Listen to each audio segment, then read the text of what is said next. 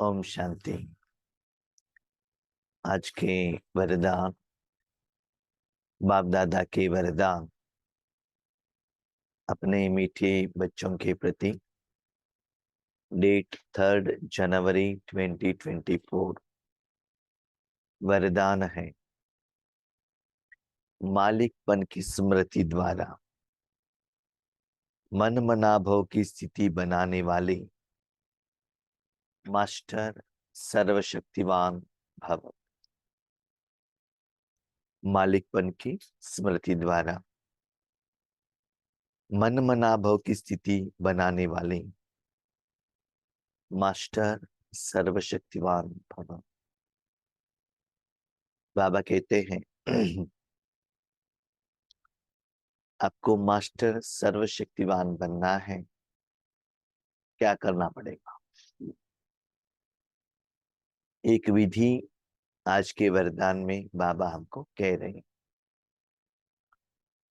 Master सर्वशक्तिवान माना, जो सर्वशक्तिवान है शिव बाबा है, उनका शक्ति, सारे शक्ति सभी लोगों को आपके द्वारा फ्लो होना चाहिए। सिर्फ शिव बाबा का शक्ति उसमें आपका ऐड नहीं होना चाहिए। इस सेकंड में बाबा सारी दुनिया को जो भी देना चाहता है, जो भी समस्या के लिए, भगत हो, कोई धर्म वाले हो, कोई साइंटिस्ट हो, कोई रिसर्च वाले हो, कोई पेशेंट हो, जिन्होंने भी भगवान से कुछ मांगा है तो भगवान के पास उसका समाधान है, देना चाहता है। इच्छा भी है, कर्तव्य भी है, उनका पाठ भी है, लेकिन साधन के बिना नहीं दे सकता। तो उसको क्या साधन चाहिए? आपका मन चाहिए, मन मना भाव। उस समय आपका मन सिर्फ भगवान के लिए। जैसे आप लोग ऑफिस में जाते हो, उस समय ऑफिस का ही काम करना है।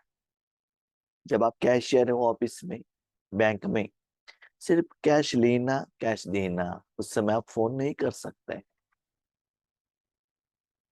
और किसी से लौकिक का बात नहीं कर सकते पर्सनल, क्योंकि वहां कैमरा लगाया हुआ रहता है। उतना समय आपको जिसके लिए अपॉइंटमेंट दिया गया है वही कर्म करना पड़ता है। ऐसे दिन में आप थोड़ा समय ईश्वरार्थ देते हो, आत्मिक उन्नति के लिए देते हो, तो उस समय अपने मन को 100% भगवान के ऊपर न्यौछावर करना चाहिए। लेकिन आपका मन 100% भगवान को समर्पित नहीं होता है। शरीर अलग है, आत्मा अलग है, तो हमको समझ में आ गया, लेकिन मन बुद्धि संस्कार भी आत्मा से अलग है। आत्मा मालिक है, मेरा मन, मेरा बुद्धि, मेरा संस्कार, मेरा शरीर, मेरा कपड़े, मेरा घर, मेरा बच्चे, तो ये सभी साधन के अंडर में आता है। हम लोग क्या करते हैं, वो मन बुद्धि को अपने साथ में रखते हैं। जब साथ में रखेंगे, उसके ऊपर मालिकपन चलाना मुश्किल होता है। उसके लिए बाबा एक सुंदर एग्जाम्पल कहते हैं। बच्चे देखो, आपने एक बच्चों को जन्म दिया, ओके, अपने साथ में ही बड़ा किया, अपने साथ में ही उन्होंने उसको स्कूल में बेचा। तो आप कुछ कहेंगे तो स्पेशली माताओं का बात है ना, बच्चे बात नहीं सुनते हैं, क्योंकि मोह रहता है, वो नहीं सुनते हैं। पिताजी कह दिया तो पिताजी हमको थप्पड़ लगाते हैं करके, क्योंकि मालिक पर बात सुनते हैं। जब बच्चे बात नहीं सुनते हैं तो माँ बाप क्या करते हैं, उनको हॉस्टल में लगा देते हैं, स्कूल में भेज देते हैं, क्योंकि मालिक है ना, हमने जहां भेजा वहां जाके चुपचाप पढ़ाई करो। तब बच्चों को समझ में आता है हमने क्या गलती की। ऐसे आप अपने मन को कहोगे, अभी छोटे बच्चों को कहो पढ़ाई करो, वो मोबाइल लेकर बैठेगा। वही हॉस्टल में मोबाइल हाथ में ही नहीं देंगे, चुपचाप सुनना पड़ता है। तो वैसे ही अपने साधन के ऊपर अभी मालिक बनाओ। स्पेशली सूक्ष्म कर्मेंद्र जो है, मन बुद्धि संस्कार, मालिक बनकर, करावनहार बनकर, आप जैसे कहते हो वैसे उतना समय वो मन वहां रहना पड़ेगा। जैसे छोटे बच्चों को कहते हैं चुपचाप यहाँ बैठे रहो। स्कूल में भी देखते हैं जो टीचर स्ट्रिक्ट रहते हैं ना, बच्चे भी चुपचाप रहते हैं। थोड़ा सा टीचर ने थोड़ा उनको एक चांस दिया तो टीचर के सिर के ऊपर जाकर बैठ गए। इसीलिए मन बुद्धि के ऊपर आपको मालिकपन चाहिए। नहीं तो मन बुद्धि भगवान में रखने के बदले भगवान से बातें करना, खेलना, इधर उधर जाना, इंद्रिय सुख में जाना, अलबेलापन में आ जाता है। तो स्ट्रिक्टली डिसिप्लिन रूप में अपने साधन को, मन को भगवान के हवाले कर देना। जितना समय, अभी समझ लो छोटे बच्चों को जून में आपने एडमिशन किया, मोबाइल अलो नहीं है। सितंबर अक्टूबर तक जब तक उनको जुट्टी नहीं मिलता तब तक आपको चुप रहना पड़ेगा। उनसे आपको मिलना नहीं है। वहां वो लोग बहुत कुछ सीख लेंगे, अपने पास में रहेंगे तो वो नहीं सीखेंगे। इसीलिए बाबा कहते हैं अभी थोड़ा मन के ऊपर भी अधिकार चलाओ। पहले जैसे नहीं चलता है, मन बात नहीं सुनता है, हवाले कर दो। छोटे बच्चे भी या बड़े भी कभी कभी हॉस्पिटल में जाने के लिए मना करते हैं। उनको कहते हैं नहीं नहीं थोड़ा दिखाने के लिए जाएंगे। वहां जाने के बाद आईसीयू में लगा दिया, वो बाहर आ जाते हैं। रिलेशन को नजदीक में नहीं रखते हैं डॉक्टर और नर्स। क्यों? नजदीक में रखेंगे तो जो पेशेंट है ना उनका अटेंशन रिश्तेदार की तरफ चला जाएगा। इसीलिए अभी मन के ऊपर भी आपको मोह निकालना पड़ेगा। मालिक होकर जितना समय उस मन रूपी साधन को भगवान को समर्पित कर दो, तब ही आपके द्वारा सारे शक्तियां विश्व पर फैल सकता है। आप मास्टर सर्वशक्तिमान बन सकते हैं। उस मन को अपने साथ में रखा तो क्या होगा? तो भगवान के साथ साथ आपका भी थोड़ा शक्ति, प्यार, मोह, विकार, माया, रावण, आपके संस्कार उसमें एडिशन होगा। 100% एक्यूरेट एनर्जी जिस आत्मा तक जाकर पहुंचना चाहिए वो नहीं पहुंचता है। इसलिए वो साधन के प्रति मोह को निकाल दो। यस, आज आपने मोह दिखाया, बच्चों को प्यार किया, बच्चों का होमवर्क आपने करके दिया, फाइनल एग्जाम में बच्चे पास होंगे कि फेल होंगे बताओ? जहां प्यार दिखाना है वहां दिखाना है, मोह नहीं दिखाना है। वही स्कूल में भेजो, वो बच्चा खुद का होमवर्क खुद करेगा ना, वो ध्यान दिमाग में जाता है ना। इसीलिए अभी समय है उस मन को एजुकेशन देने का, ट्रीटमेंट देने का, उसको ठीक करने का। आत्मा कहती है अमृत वेला में उठो, मन कहता है 5 मिनट नींद करेंगे ना। मन कहता है, आप मान का बात सुनते हैं, हाँ 5 मिनट, पक्का 5 बजे जाग जा। तो मन का बात सुन ली ना। आत्मा का बात सुन लिया होता, नहीं नहीं नहीं, मैं नहीं सुनता हूँ, उठो। स्ट्रिक्टली कहना है, यू मस्ट स्ट्रिक्ट, क्योंकि आप स्टूडेंट हो ना। स्कूल में पहले क्या सिखाया जाता है? डिसिप्लिन, पंक्चुअलिटी सिखाया जाता है ना। तो ऐसे ही अभी अपने शरीर के इंद्रियों के ऊपर आप प्रहार करते हो। यस, शरीर को खड़े हो पाना योग्य बिठाते हो, लेकिन मन वहां नहीं बैठता है, लेकिन फोर्सफुली बिठाना पड़ेगा मालिकों का। उसका बात मत सुनना। इतना समय सुनते आ गए, 63 जन्म में नीचे गिरते आ गए। परमात्मा का बात सुनना, बिठाना। यस, इतना समय बच्चे साथ में थे, मेरे बच्चों को ठीक से भोजन देंगे कि नहीं देंगे, मेरे बच्चों को बुखार आ गया तो ये मोह आ गया ना, तो आपके बच्चे नहीं सीखेंगे। इसलिए बाबा कहता है अभी मन को स्ट्रिक्टली भगवान के हवाले कर देना, तब ही भगवान की शक्ति द्वारा मन क्लीन होता है, 63 जन्मों का विकर्म विनाश होता है, मन का बीमारी ठीक होता है। इसलिए देखो, मालिक होकर एक बार एडमिशन किया, अब बस आ जाओ, प्यार नहीं दिखाना, सदा यह इमर्त रूप में रहे कि मैं आत्मा करावनहार, मैं मालिक हूं, मैं चैतन्य हूँ, मन जड़ है, मेरी बात मन सुनना चाहिए। ठीक है। अभी देखो, ड्राइवर मालिक है, जो भी स्टीयरिंग है, ब्रेक है, एक्सीलेटर है, वो सभी साधन है ना। कभी भी भंडारा में जाके बर्तन का बात सुनते हैं क्या? नहीं है ना। वेजिटेबल का बात सुनते हैं? नहीं है ना। आप जैसे चाहते हो उस साधन को यूज करते हो ना। तो वैसे ही अभी आत्मा मालिक होकर मन के ऊपर राज्य चलाओ। मालिक हूँ, विशेषात्मा, मास्टर, सर्वशक्तिमान हूँ। तो इस मालिक मन की स्मृति से मन, बुद्धि और संस्कार अपने कंट्रोल में रहेंगे। बॉस, देखो, एक पिता भी रहता है, टीचर भी रहता है। बच्चे घर में आते हैं तो कभी कभी पिता का बात नहीं सुनते हैं। वही पिता वही स्कूल में वो बच्चों के लिए टीचर है।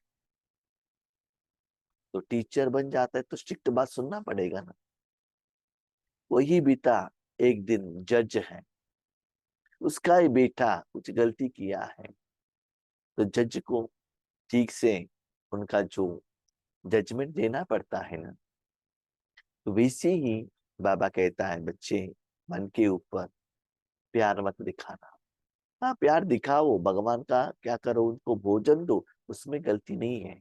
लेकिन मन अलबेलापन में आता है तो उसको सबक सिखाना ही पड़ता है।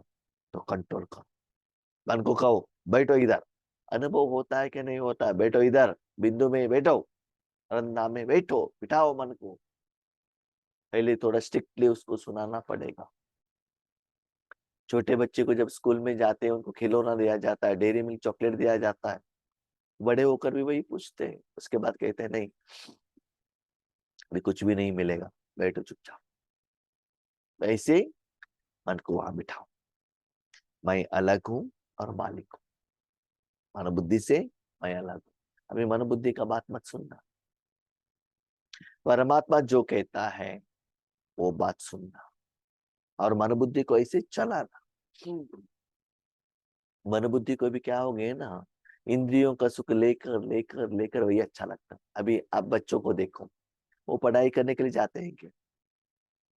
होमवर्क करने के लिए जाते हैं? नहीं, उनको क्या चाहिए? मोबाइल चाहिए, सीरियल चाहिए, है ना। उनको चाहिए करके मोबाइल सीखने के लिए आप अभी भेजेंगे, तो कल एग्जाम में तो वही बेटा रोने लगेगा ना। क्यों? आपने मुझे ठीक से सिखाया नहीं। अंतिम समय में यही मन बुद्धि आपको कहेंगे आपने ठीक से हमको चलाया नहीं। आप ज्यादातर माता हो, आप जानते हैं अपने बच्चों को क्या चलाना है, क्या सिखाना है, क्या करना है, क्या राइट है, क्या गलत है, इंद्रिय सुख क्या है, अतीन्द्रिय सुख क्या है, इसमें कितना आपके अकाउंट में जमा होता है या माइनस होता है, आप जानते हो।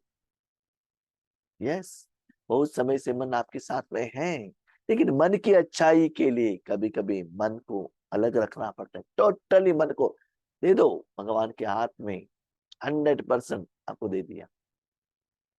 हम जब छोटेपन में थे ना, स्कूल में जाते थे, स्कूल में टीचर थप्पड़ लगाते थे, घर में आकर बताते थे टीचर ने थप्पड़ लगाया। क्यों करके माँ बाप नहीं पूछते थे, और 2 थप्पड़ लगाते और लेकर जाते थे स्कूल में, और कहते थे और 4 थप्पड़ लगाओ इनको, सिखाओ ठीक से। लेकिन आज क्या हो गया, क्या हम लाखों रुपए एलकेजी में फीस नहीं दे रहे हैं क्या? मेरे बच्चों का हम नहीं डांटा क्यों? ऐसे वो बच्चों को टीचर सिखाना चाहते हैं तो भी माँ बाप बीच में आ जाते हैं। तो बड़े होने के बाद वही बच्चे ये माँ बाप को उन्होंने जो सिखाए ना कर्मों का फल उनको सिखाते हैं। आज न्यू जनरेशन कितना माँ बाप को देखभाल कर रहे हैं, अब देखते हैं ना। तो वो संस्कार कहाँ से आया? भले छोटेपन में हमको लगा टीचर ने थप्पड़ लगाया, माँ बाप ने थप्पड़ लगाया, लेकिन वो अच्छा संस्कार था ना। तो आज भी मनोबुद्धि को वो जहां बिठाते हो उसमें भी कल्याण होगा, इसीलिए मालिक होकर उसको बिठाओ। इस स्मृति से मन मनाभव की स्थिति सहज बन जाएगी। जब राजयोग करती हो उस समय मन आपके हाथ में नहीं है। अब एक सुंदर एग्जाम्पल देता है। बच्चे देखो स्कूल में गए हो, अपने बच्चों को अपने गोद में बिठाया है, क्या बच्चा वहां का पढ़ाई पढ़ेगा? नहीं है। अकेले बिठा के आ जाओ तब पढ़ाई, है ना। इसीलिए थोड़ा समय के लिए कहते हैं ना बच्चों को, बच्चे एग्जाम कंप्लीट करो उसके बाद घर आ जाओ। एग्जाम करने के बाद उनको बहुत अच्छा प्यार करो, गिफ्ट दो, सब कुछ करो, लेकिन एग्जाम के टाइम पर नहीं। स्कूल के टाइम पर हॉस्टल में जाना पड़ेगा, जाना पड़ेगा। यस, वैसे ही संगम युग, योग के समय बैठे हैं, यस बैठ जाओ चुपचाप, योग कंप्लीट हो गया, आ जाओ मेरे पास आ जाओ, अभी मैं आपको बात सुनता हूँ। लेकिन उस समय 100% समर्पित। बाबा कहता है अपने कपड़े को धोबी के हाथ में देते हो ना, शरीर को डॉक्टर के हाथ में देते हो ना, व्हीकल को गैरेज में देते हो ना, देकर घर में आकर बैठते हो ना, वैसे ही मन रूपी साधन को भी 100% उस साधन को भगवान को मालिक बनाकर वो साधन भगवान को समर्पित करो। तब उस मन द्वारा सिर्फ भगवान का शक्ति ही फ्लो होना चाहिए और कुछ नहीं। स्थिति जब आपका आएगा तब आप मास्टर सर्वशक्तिमान बन सकते हैं। यही न्यारेपन का अभ्यास कर्मातीत बना देगा। जितना आप डिटैच होते हो, अभी ये बताओ, मन आपने किसको दिया? बाबा को दिया। कौन यूज कर रहा है? बाबा यूज कर रहा है। तो आत्मा मन के बिना कुछ कर सकता है क्या? नहीं। मन है, कर्म कर रहा है, आप नहीं कर रहे, कौन कर रहा है? बाबा कर। तो बाबा अच्छा करता है कि नहीं करता? उससे आपको कल्याण होगा कि नहीं होगा? तो कर्म आपको करने का जरूरत नहीं है। इसका मतलब मैंने आज अपने बच्चों को एडमिशन किया, 4 साल के बाद वो इंजीनियर बनकर आएगा, अच्छा कॉलेज देखकर हमने एडमिशन किया। क्या भगवान के ऊपर भरोसा नहीं? भगवान ने जो प्यार दिया उसका अनुभव नहीं, अभी भी निश्चय नहीं कि मन को देने के लिए सोच रही हो?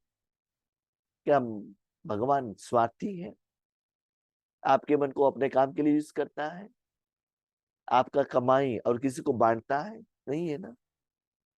तो उतना भरोसा जताओ ना। भगवान के ऊपर ही भरोसा नहीं रखेंगे तो और किसके ऊपर रखेंगे? उसके ऊपर भरोसा नहीं है, इसका मतलब आपने भगवान को जाना पहचाना नहीं है। एक बात याद रखना, इस दुनिया में किसी के ऊपर भरोसा रख सकते हो सिर्फ भगवान के ऊपर। खुद के ऊपर भी इतना भरोसा नहीं रख सकते। क्योंकि हम कभी कभी माया का वश हो जाते हैं। लेकिन भगवान ऐसे व्यक्ति हैं, कभी भी किसी से भी कभी अट्रैक्ट नहीं हो सकता है। जिस काम के लिए आपने जो साधन दिया है उसके लिए वो यूज करेगा। इसलिए जितना भी समय मिलता है मन को बाबा को समर्पित करना, कर्म से अतीत हो जाना बाबा का। कब? राजयोग के टाइम पर स्लोली वही विधि कर्म के समय में भी, अलौकिक के समय में भी, ज्ञान सुनाने के समय में भी, सेवा केंद्र में भी, लौकिक में भी स्लोली आ जाए। जब स्कूल में अपने बच्चों को बिठाया सिखाया, उसके बाद वो जॉब के लिए और कोई गांव में जाता है तब उनको प्रैक्टिस हो जाता है। कोई अलग कंट्री में जाता है तब भी उनको संस्कार मिलाना पता चलता है। अपने साथ में आपने रखा तुरंत और आप उस कंट्री को भेज दिया तो उनको संस्कार मिलाना थोड़ा मुश्किल होता है। लोग उनके साथ कैसे मिलना है, कैसे बातें करना है, कैसे व्यवहार करना है, समझ में आता है। बहुत सारे माताओं का अनुभव है। हम अपने बच्चों को सिखाएं तो वो नहीं सीखेंगे, थोड़ा बाहर रखेंगे वो तो सीख लेंगे। घर में रखेंगे तो माँ को ब्लैकमेल करेंगे, वहां किसको ब्लैकमेल करेंगे बताओ। बाहर का दुनिया पता चलता है क्या है। इसलिए ये न्यारेपन आपको ऐसा लगता है, इतना अच्छा बाबा ये कर्म कर रहा है, क्यों मैं करूं। बाबा आप ही करो ना, आप ही करो ना, आप ही करो ना। दिन में ज्यादा मैक्सिमम स्लोली सारा जिम्मेदारी बाबा को देते ही जाते। याद रखिएगा, बाबा ने कहा कर्म से अतीत, कर्म के फल से नहीं। ऐसा एक शक्ति है भगवान जो कर्म करता है, लेकिन 100% वो कर्म का फल आपको ही मिलता है। लौकिक वाले कोई भी आपको कुछ करते हैं ना, वो फल खुद ले लेते हैं, लेकिन भगवान ऐसा नहीं।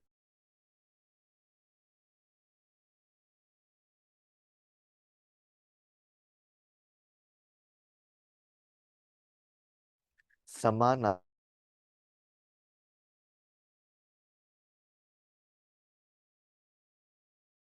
आते हैं साधना करने के लिए जाते हैं।